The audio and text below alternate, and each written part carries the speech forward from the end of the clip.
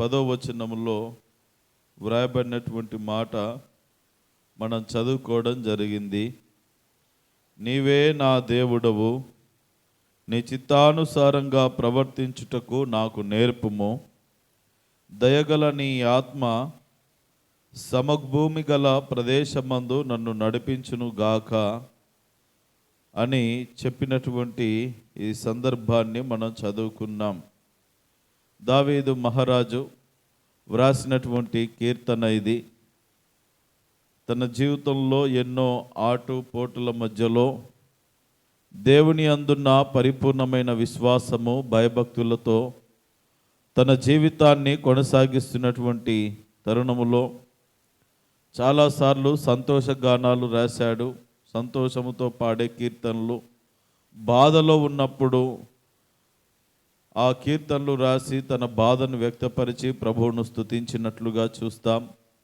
అదేవిధముగా తన కష్టకాలములో ప్రభువునకు ప్రార్థన చేయుచు ప్రార్థనాపూర్వకమైనటువంటి కీర్తనలను కూడా మనం చూస్తాం. అందులో భాగంగా మరి ప్రార్థనకు సంబంధించినటువంటి ఆ కీర్తనగా ఈ కీర్తన ఉంటున్నది. దావీదు రాసినటువంటి కీర్తన. ప్రేమన దోంబిడ్లారా, జ్ఞాపకం చేసుకుందాం.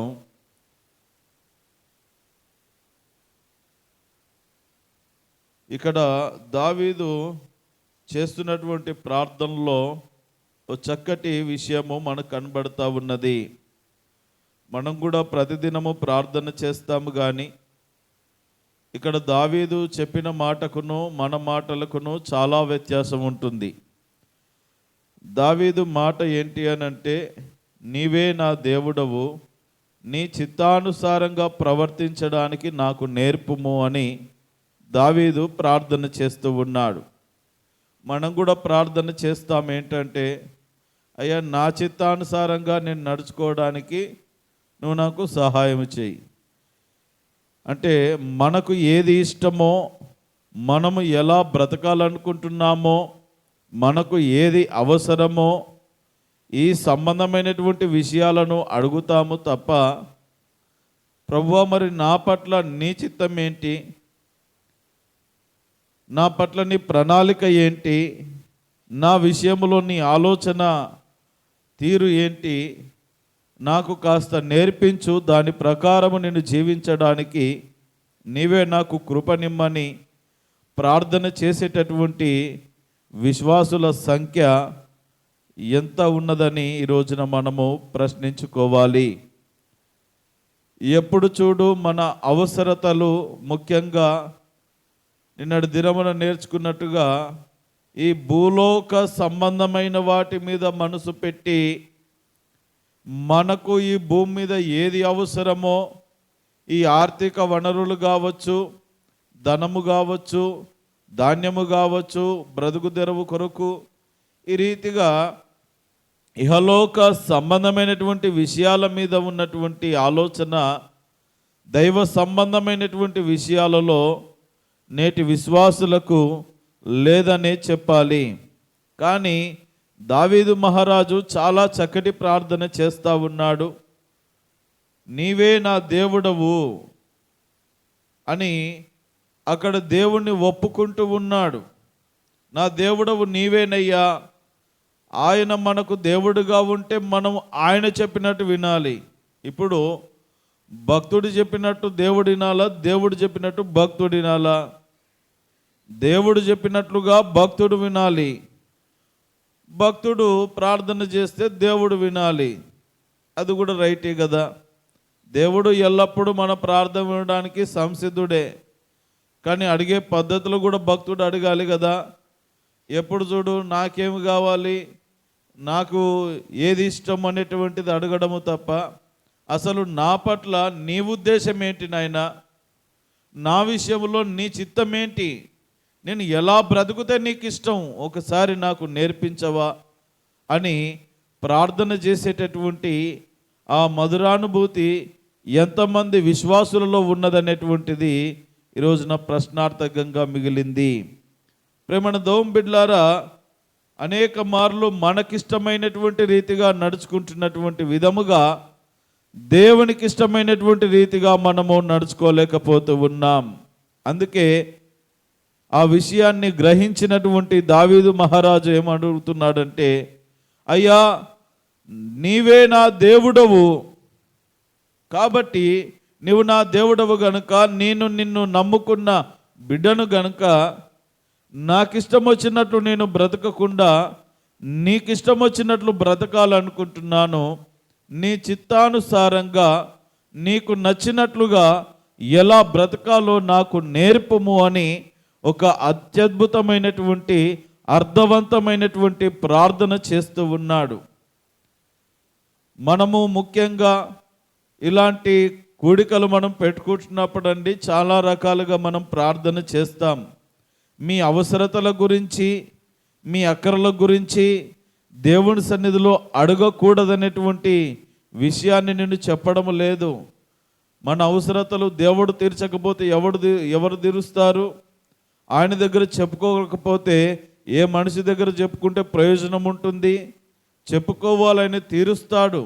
కానీ అదే ప్రామాణికంగా మన అవసరతలే చెప్పుకోవడము ప్రార్థన కాదు. కానీ మొట్టమొదటిగా దేవుని చిత్తానుసారంగా మనము జీవించడము, ఒక క్రమమైనటువంటి జీవితాన్ని మనము నేర్చుకున్నప్పుడు, దేవుని చిత్తానుసారంగా ప్రవర్తించడం నేర్చుకుంటూ ఉంటే, ఆ తదనంతరము దేవుడు మనకు అనుగ్రహించేవన్నీ కూడా తన కృప చొప్పున అనుగ్రహిస్తాడు.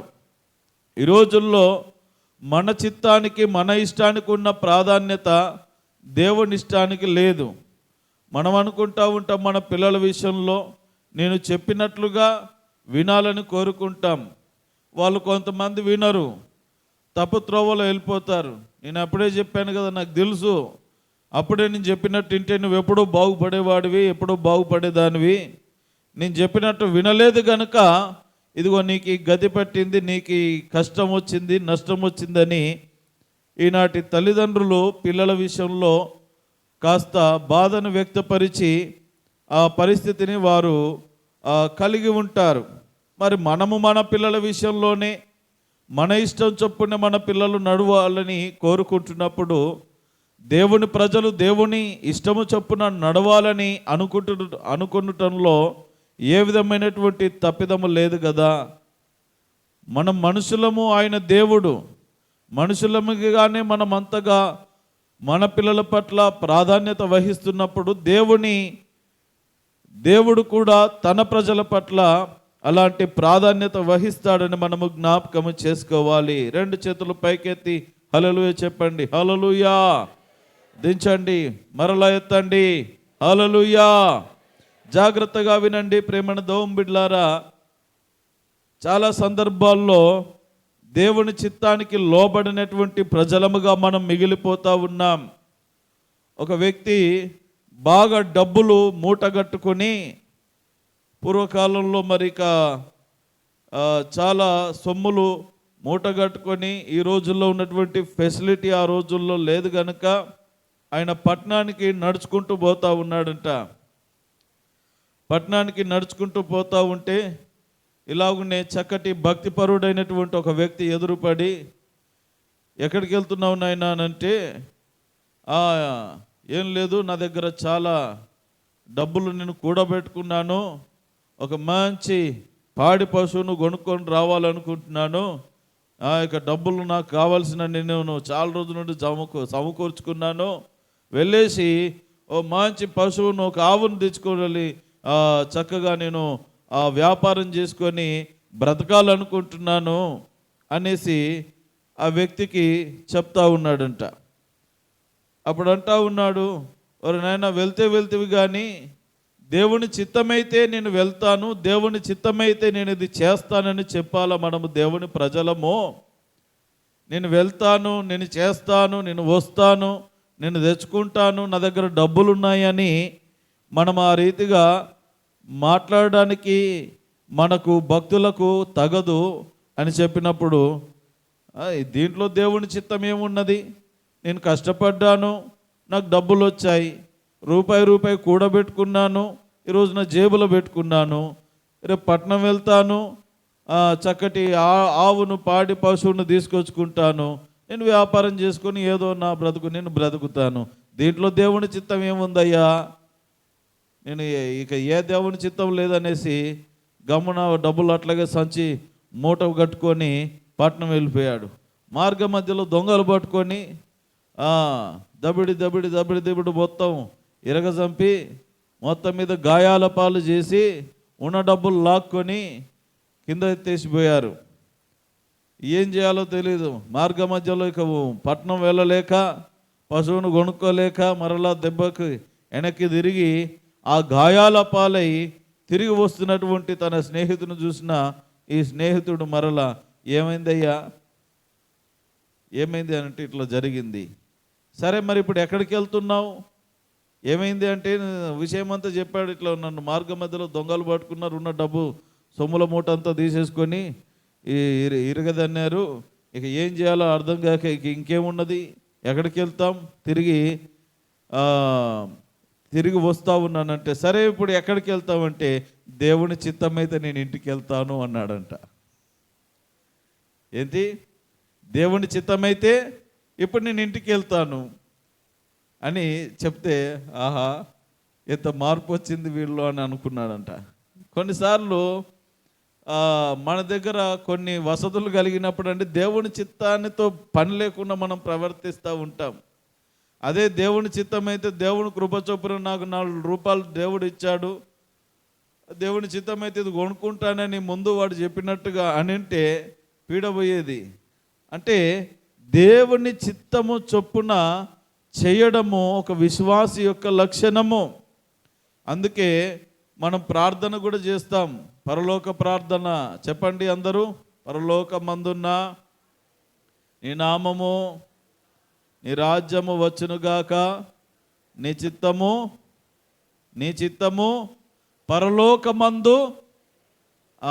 పరలోకమందు దేవుని చిత్తం ఖచ్చితంగా నెరవేర్చబడుతుంది.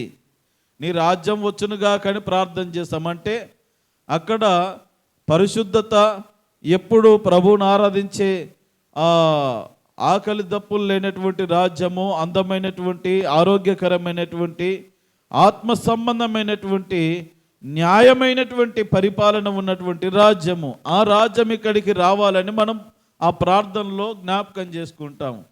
ఆ రాజ్యం ఇక్కడికి రావాలంటే పరలోకమందు దేవుని చిత్తం నెరవేరుతుంది.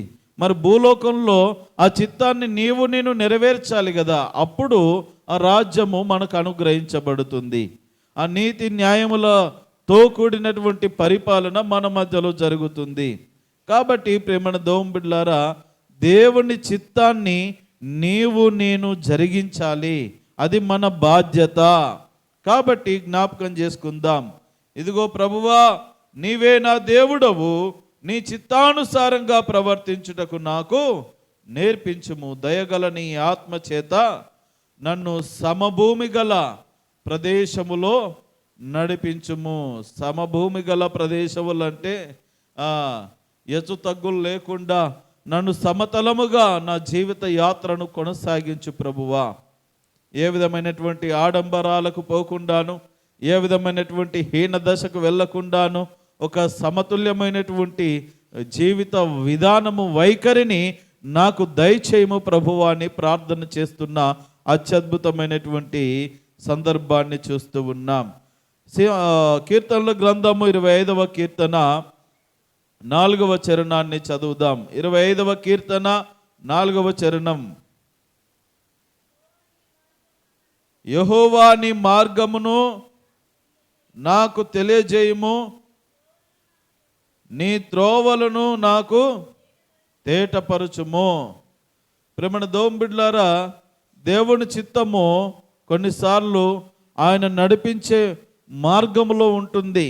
అంటే ఈరోజున మనము మన పిల్లలు ఏ దారిలో వెళ్తే బాగుంటుందని తల్లి తండ్రి పెద్దలైనటువంటి వారు ఏ రీతిగా కాస్త అవగాహన కలిగి వారి భవిష్యత్తు ప్రణాళికను దృష్టిలో పెట్టుకొని ఆలోచన చేస్తూ ఉంటారో, అయినా నువ్వు ఈ మార్గంలో వెళ్ళు, ఈ చదువు, ఈ పని చేసుకో అని ఏ రీతిగా ఒక మార్గాన్ని నిర్దేశిస్తారో, దేవుడు కూడా తన చిత్తానుసారంగా మనము నడుచుకోవాలనుకుంటే తాను కూడా దేవదేవుడు ఒక మార్గాన్ని మనకు చూపిస్తాడు. ఆ సరైన మార్గంలో గనుక మనము నడుచుకుంటే దేవుని చిత్తాన్ని నెరవేర్చినట్టే. చాలా సందర్భాల్లో దేవుడు మనకు ఒక త్రోవను చూపిస్తే, వామ్మో ఈ త్రోవలో కొంచెం ఇబ్బందులు ఉంటాయి, ఈ త్రోవ నాకు వద్దు నాయనా, ఈ లోకము త్రోవ బాగుంటుంది, కాస్త తర్వాత సంగతి తర్వాత నరకంలో పడి ఖాళీ, లేకపోతే తిప్పలు పడేది తర్వాత సంగతి, కానీ కొద్దిసేపైనా నేను సుఖంగా వెళ్తాననే భావనతో మనము దైవ త్రోవలను విడిచి మన త్రోవలను మనం వెన్నుకుని నడుస్తూ ఉంటాం. అప్పుడు దేవుని చిత్తం ఏ రీతిగా జరుగుతుంది? అందుకే భక్తుడు పాట రాశాడు కదా, యేసయ్యా నీ మార్గంలో నడుస్తూ ఉంటే ఆజ్ఞల మార్గము నాకు కనబడతా ఉన్నది. ఆజ్ఞలు అంటే నువ్వు ఇలా జీవిస్తేనే నీ బ్రతుకు బాగుంటుంది, నువ్వు ఇలా ఖచ్చితంగా జీవించాలి. వామ్మో, నువ్వు చెప్పినట్టు నేను ఎందుకు వింటాను, నాకు ఇష్టం వచ్చినట్లు నేను బ్రతుకుతాను అనేటటువంటిది మన మార్గము. దేవుని మార్గమేమో శాసనములు కట్టడలతో నియమించినటువంటి ఆ మార్గముగా ఉన్నది. 119వ కీర్తన 12వ చరణంలో మాట ఉంటుంది. 119వ కీర్తన 12వ చరణంలో, 119వ కీర్తన 12వ చరణము, యెహోవా నీవే స్తోత్రము నొందదగిన వాడవు, నీ కట్టడలను నాకు బోధించుము. ప్రేమణ దోంబిడ్లరా, దేవుని ఆజ్ఞలు పాటించే విషయంలో దేవుని చిత్తం మనకు కనబడతా ఉంటుంది. ఆయన నడిపించే మార్గంలో నడుస్తూ ఉంటే ఆయన చిత్తాన్ని మనము గ్రహించగలుగుతాం. ఈ రీతిగా ఆయన నడవడికలోను, ఆయన నడిపించే నడవడికలోను, ఆయన చెప్పే ప్రబోధనలోను, ఆజ్ఞల్లోను, ఈ సూచనల్లోనూ దేవుని చిత్తాన్ని మనము కనుగొనగలుగుతాం. ఆ రీతిగా దైవ చిత్తానుసారముగా నడుచుకునేటటువంటి కృపను కలిగి మనము జీవించాల్సిన అవసరత ఉన్నది. కాబట్టి ప్రేమణ దోంబిడ్లారా, దేవుని చిత్తానుసారంగా మనము నడుచుకుంటున్నామా లేదనేటువంటి విషయాన్ని మనం ఒకసారి పరిశీలన చేసుకోవాలి. హెబ్రీలకు రాసిన పత్రిక 13వ అధ్యాయము, హెబ్రీలకు రాసిన పత్రిక 13వ అధ్యాయము 21వ వచనాన్ని మనం చదువుకుందాము.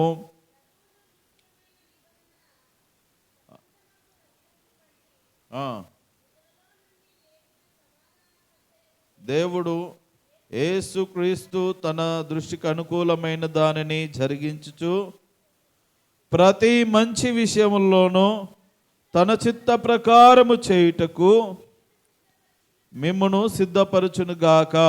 జాగ్రత్తగా వినండి.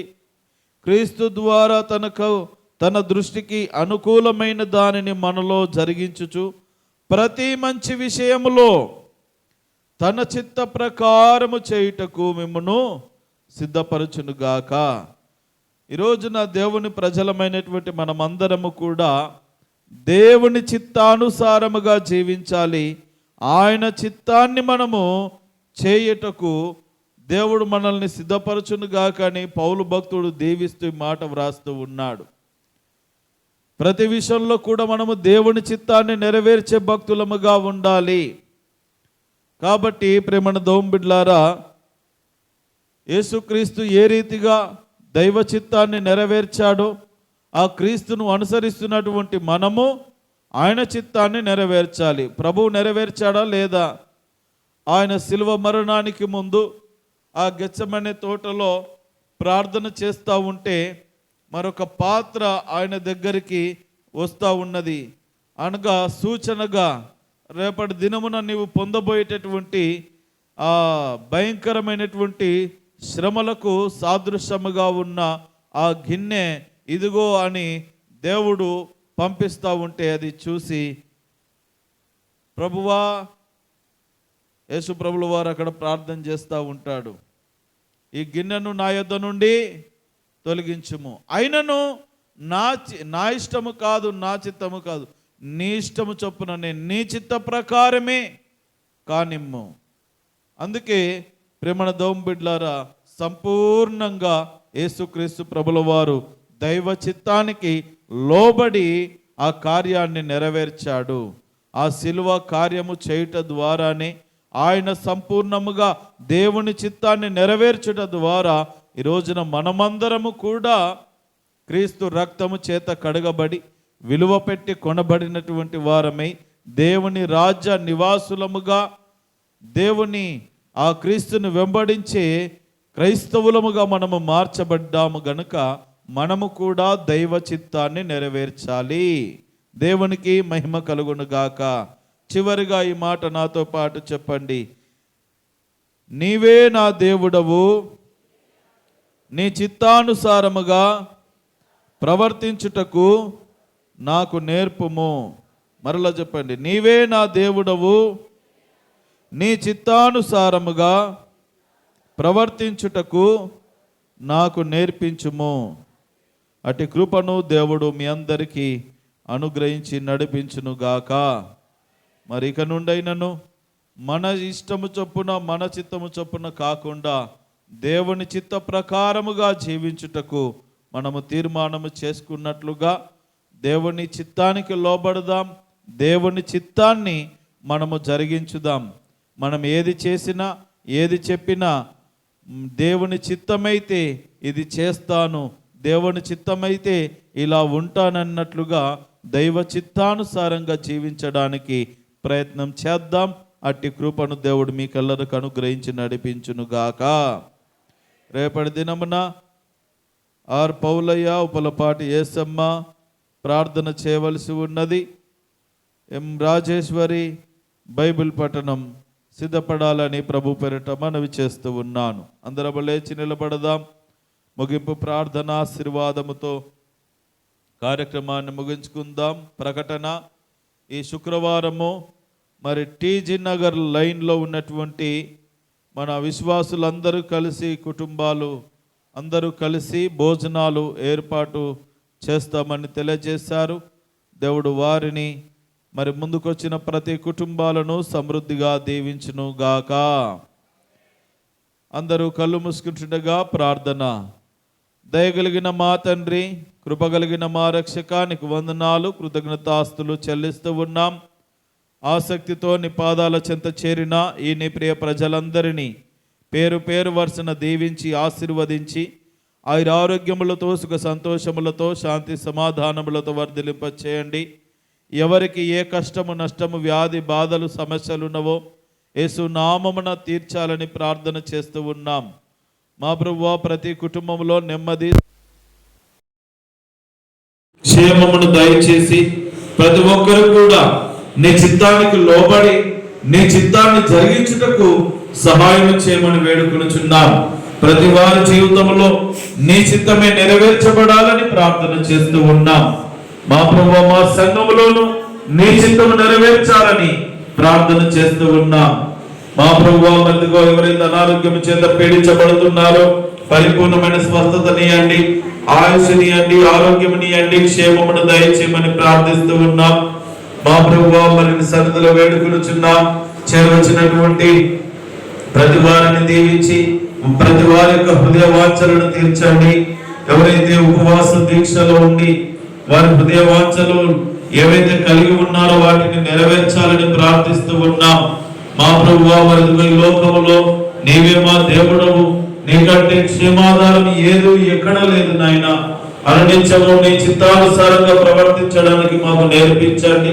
నీ మార్గంలో నడుచుకోవడానికి, నీ ఆజ్ఞలను అనుసరించి జీవించడానికి, ప్రతి విషయంలో నీ చిత్తాన్ని జరిగించుటకు మాకు నేర్పించి ముందుకు నడిపించాలని ప్రార్థన చేస్తూ ఉన్నాం. మా ప్రభువానికి వందనాలు. దినమంతట్లో నీ ప్రియ ప్రజలు వెలుచిన ప్రయాణములను, తలపెట్టిన కార్యములను, చేతుల కష్టార్థములను దీవించండి. ఎవరి బిడ్డల భవిష్యత్తులను ఆశీర్వదించి మరి ఇంటర్ ఎగ్జామ్స్ రాస్తున్నటువంటి వారికి మంచి జ్ఞానమును దయచేయమని ప్రార్థిస్తూ ఉన్నాం. మా ప్రభువా, జ్ఞాపక శక్తిని పెంపొందింపచేయండి. మా ప్రభువా, మరి 10th క్లాస్ వరకు, డిగ్రీ కొరకు మా ప్రభువా, పై చదువులు చదువుతున్నటువంటి విద్యార్థులు మా ప్రభువా, వారి ఎగ్జామ్స్ కొరకే సిద్ధపడుతుండగా జ్ఞానమును దయచేయండి, జ్ఞాపక శక్తిని ఇవ్వండి. మా ప్రభువా, ఉత్తీర్ణుల కృప చూపించండి. మోసపూరితమైనటువంటి మా ప్రభువా, మరిదిగో ఆ కార్యక్రమాలు జరగకుండా ఎగ్జామ్స్ విషయంలో మంచి రిజల్ట్స్ ను మీరు అనుగ్రహించమని మా ప్రభువా ప్రార్థన చేస్తూ ఉన్నా. ఈ రీతిగా కృప చూపించండి. మా గ్రామంలో గ్రామ ప్రజలను, అధికారులను దీవించండి. ప్రతి వారికి క్షేమమును దయచేయమని ప్రార్థన చేస్తూ ఉన్నాం. మా ప్రభువా, మరిదిగో ఈ వారాంతరమున జరగబోయే కార్యక్రమాలన్నీ ఈ నామానికి మహిమకరముగా జరిగించండి.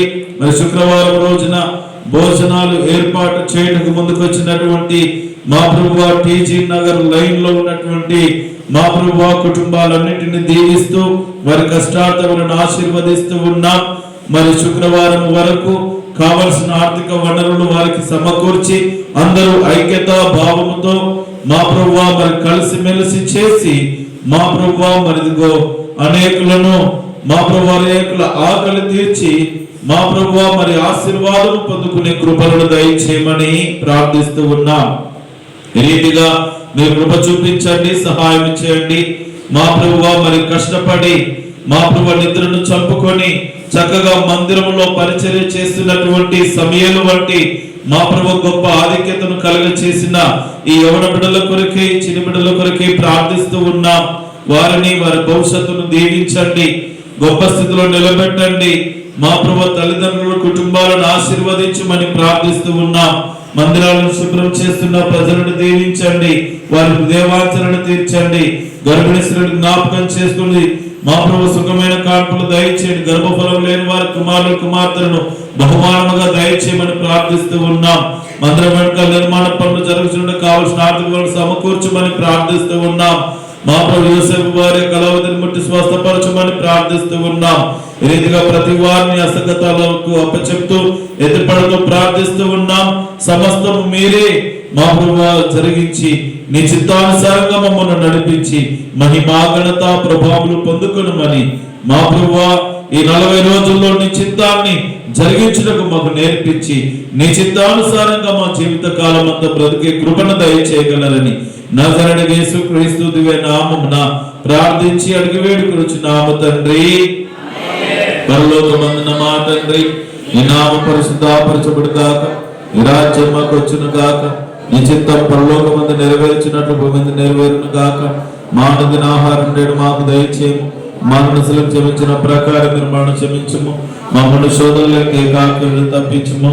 ఎందుకంటే రాజ్యము, బలము, మహిమ నిరంతరమని విన్నావు తండ్రి. తండ్రి, కుమార, పరిశుద్ధాత్మిక నిన్ను సహవాసము, కృపా, కాపుదల, సంరక్షణ, ఆరోగ్యములు, శాంతి, సమాధానములు ఆసక్తితో ప్రభు సముఖంలో చేరిన మీకెల్లరకు, వ్యక్తిగత జీవితాలకు, మీ కుటుంబాలకు ఇప్పుడు ఎల్లప్పుడూ దినమంతట్లో మీరు చేయబోతున్న ప్రతి పనిపాట్లకు, వెలుచిన ప్రయాణములకు, చేతుల కష్టార్థములకు, మీ బిడ్డలకు, వారి భవిష్యత్తుకు రాబోయే ఎగ్జామ్స్ అన్నిటికీ సదా తోడై నడిపించును గాక. ఆమేన్.